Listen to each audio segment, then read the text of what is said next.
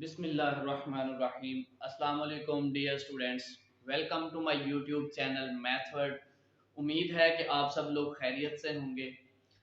जैसा कि हम एक दो दिन से लेक्चर अपलोड नहीं कर सके थे, वो कुछ मजबूरी हो गई थी जिसकी वजह से लेक्चर अपलोड नहीं हुआ, लेकिन अब इंशाल्लाह कंटिन्यूसली लेक्चर्स अपलोड होते रहेंगे। जैसा कि हमने प्रीवियस लेक्चर्स में मैंने बताया था कि हमने बहुत ही इम्पोर्टेंट टॉपिक स्टार्ट किया हुआ है, एनालिटिकल रीजनिंग। और ये भी मैंने तकरीबन हर अपने लेक्चर में बताया है कि इसके क्वेश्चंस जो हैं ये एंट्री टेस्ट में, नेट, कैट, एनटीएस में और कुछ यूनिवर्सिटीज के अंदर जो एमफिल के टेस्ट होते हैं उसके अंदर भी ये क्वेश्चंस इंक्लूड होते हैं। तो ये बहुत ही इम्पोर्टेंट टॉपिक है, तो इसको अच्छे से समझना। बेसिकली इसमें समझने वाली चीज इसकी स्टेटमेंट होती है। अगर इसकी स्टेटमेंट को जज करने का पता चल जाए, स्टेटमेंट को अंडरस्टैंड करने की समझ पता चल जाए, अच्छे से अंडरस्टैंड कर जाए, तो ये क्वेश्चन सॉल्व करना इजी हो जाता है। तो चले अब हम नेक्स्ट अपने क्वेश्चन की तरफ चलते हैं। ये हमारे पास एक सवाल है। सवाल ये है कि 6 persons A, B, C, D, E and F are sitting in 2 rows, 3 in each। हमारे पास 6 बंदे हैं जो 2 कितारों में बैठे हुए हैं और एक कितार में 3 बंदे बैठे हुए हैं। ठीक है, ये 6 टोटल बंदे हैं और हमारे पास 2 कितारें हैं, उन दोनों कितारों में वो 3 3 करके बैठे हुए हैं। उसके बाद आगे जो कंडीशंस है हमारी वो क्या है? E is not at the end of any row। अब उसने ये कहा है कि जो E है, हमारा बंदा E है, पर्सन, वो दोनों रोज में से किसी भी रो के एंड पॉइंट पे नहीं बैठा हुआ, ना वो राइट साइड पे बैठा हुआ है ना वो लेफ्ट साइड पे बैठा हुआ है। कि इस तरह फॉर एग्जांपल हमारे पास कोई 2 रोज है ना, तो ना कहता है वो इस तरफ बैठा हुआ है बंदा, ना इस तरफ, जो हमारा ई है। ये हमारी पहली कंडीशन है। उसके बाद दूसरी कंडीशन ये है, D is second to the left of F. कि जो हमारा डी है वो एफ से लेफ्ट साइड पे दूसरे नंबर पे बैठा हुआ है। कि फॉर एग्जांपल अगर हमारा एफ इधर है, ऐसे इधर है, तो 1 2 इधर हमारा कहीं डी होगा, यानी कि एफ से सेकंड नंबर पे लेफ्ट साइड पे डी होगा। ये थी हमारी दूसरी कंडीशन। उसके बाद हमारी जो अगली कंडीशन है वो ये थी, C is neighbour of E is sitting diagonally opposite to D. कहते हैं जो बंदा सी है हमारा वो ई का नेबर है, यानी कि ई के साथ है, ई का हमसाया है। तो जो बंदा सी है वो ई का हमसाया है, नेबर है, और उसके साथ क्या है, sitting diagonally opposite to each other. और कहता है कि जो sitting diagonally opposite to D, और कहता है कि वो जो C है वो D और C आपस में डायगोनली ऑपोजिट एक दूसरे के बैठे हुए हैं। ठीक है, मैं रिपीट कर देता हूं कि C is neighbour of E, कि जो C है वो E का नेबर है, यानी कि E के साथ बैठा हुआ है। दूसरा क्या है, sitting diagonally opposite to D, और दूसरा ये है कि वो D के बिल्कुल ऑपोजिट साइड पे, डायगोनल के बिल्कुल ऑपोजिट साइड पे मौजूद होगा। उसके बाद नेक्स्ट कंडीशन है, B is neighbour of F, कि जो हमारा बंदा B है वो F का नेबर होगा। ये हमारे पास 4 कंडीशंस थी।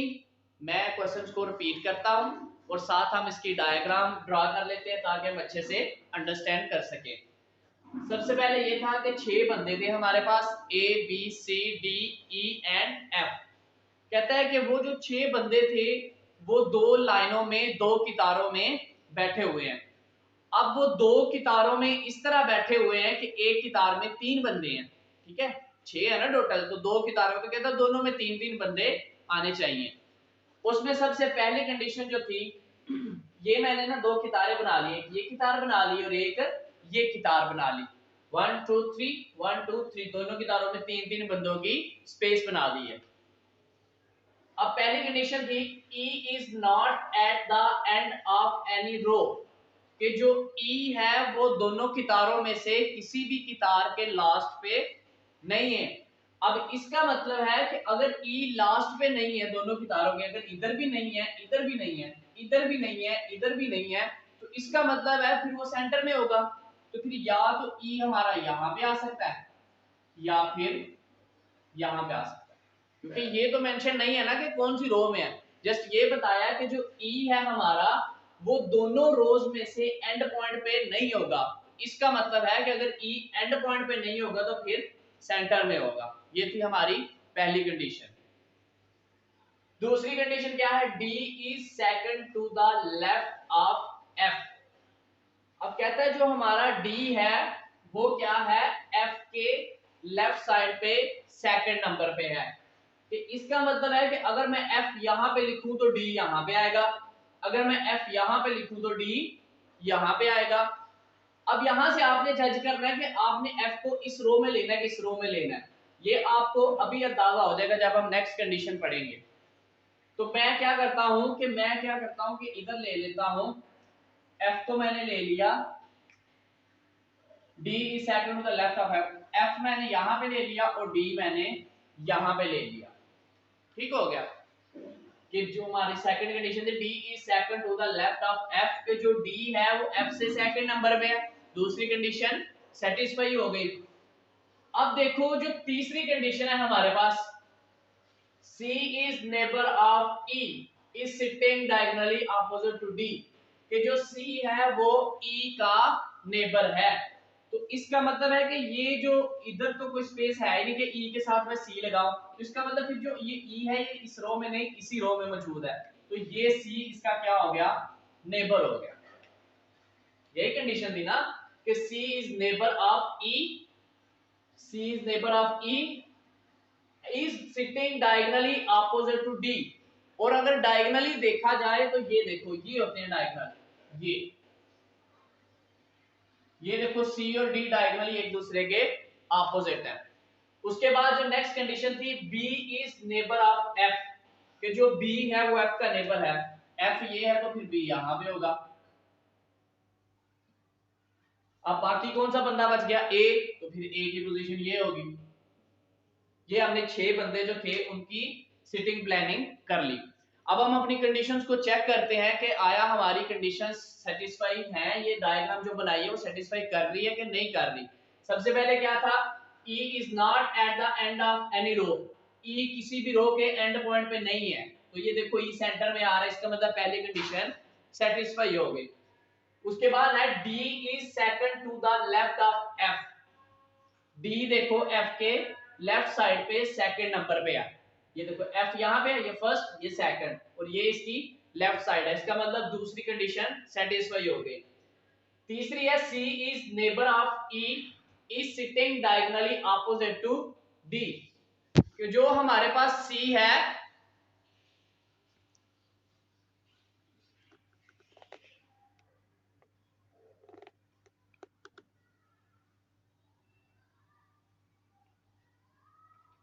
सॉरी वो वीडियो डिस्टर्ब हो गई थी, जो हमारे पास C है is neighbour of E is sitting diagonally opposite to D। तो हमने देखा कि जो हमारा C था वो E का नेबर है, C E का नेबर हो गया। दूसरा क्या था, sitting diagonally opposite to D, तो ये देखो C और D आपस में एक दूसरे के डायगोनल में मौजूद है। लास्ट कंडीशन थी B is neighbour of F, तो ये देखो B is neighbour of F और जो एक स्पेस बची थी वो एक ही हो गई। ये हमारी कंडीशंस थी। उम्मीद है कि आपको सवाल की, स्टेटमेंट की और कंडीशंस की समझ आ गई होगी। ये हमने अपना एक टेबल यानी कि 2 रोज ड्रा कर लिया और उसमें बंदों की जगह बना दी कि कौन सा बंदा कहां पे बैठा होगा। अब हम अपने सवाल की तरफ चलते हैं। पहला सवाल ये है हमारे पास, which of the following are sitting diagonally opposite to each other। पहला ऑप्शन है F और C, D और A और C, A and F, A and B। हमने ये बताना है कि कहता है ये बताओ कि कौन से बंदे आपस में एक दूसरे से डायगोनली ऑपोजिट बैठे हुए हैं। तो वो सिंपल इधर देख लो, या तो C और D है या A और F है। डायगोनल यही होता है ना, ऐसे इस तरह ये और ये, तो या तो A और F का पेयर बनता है या C और D का।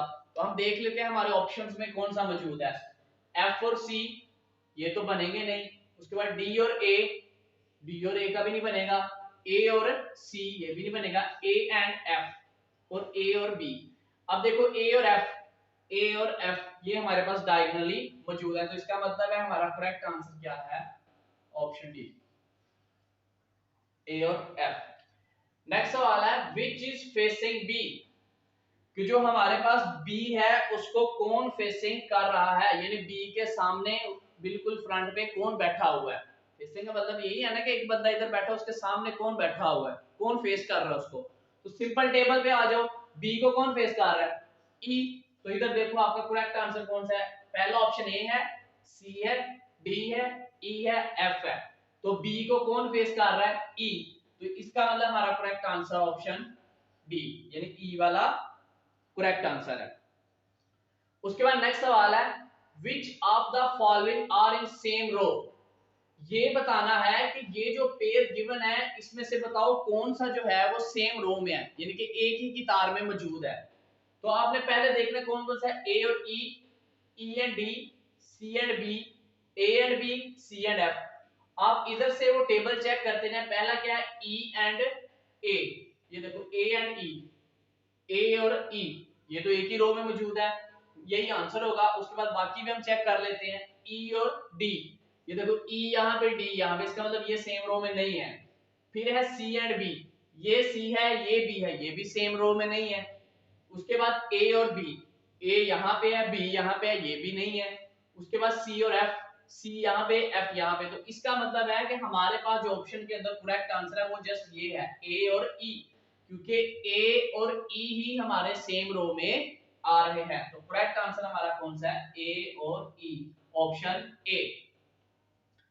उसके बाद नेक्स्ट है which of the following are in one of the two rows, कहता है ये पेयर जो है ये बताओ इन दोनों रोज में से कौन सी रोज का पेयर करेक्ट है। ठीक है, तो which of the following are in one of the row, कि इन दोनों में से बताओ किस रो में ऐसा पेयर मौजूद है। तो सबसे पहला कौन सा है, F B C. F B C देखना आपने को पेयर है एफ बी सी, ये तो किसी रो में, ये तो दोनों रो में, एक उधर है दो इधर है, ये नहीं है, इसका मतलब ये नहीं होगा। दूसरा सी ई बी, सी ई बी इस रो का आ गया, ये भी नहीं है। उसके बाद D B F, D B F, ये देखो ये सेम रो में आ गया। तो बाकी ऑप्शन भी हम चेक करते हैं, ए ई एफ, ए ई एफ ये भी नहीं है, A B F, A B F ये भी नहीं। तो करेक्ट आंसर कौन सा है, डी बी एफ, ये देखो डी बी एफ, कि ये वाला पेयर सेम रो में मौजूद है, ऑप्शन नंबर सी। उसके बाद जो हमारा लास्ट सवाल है इसका, after interchanging seat with E who will be the neighbour of D in new position.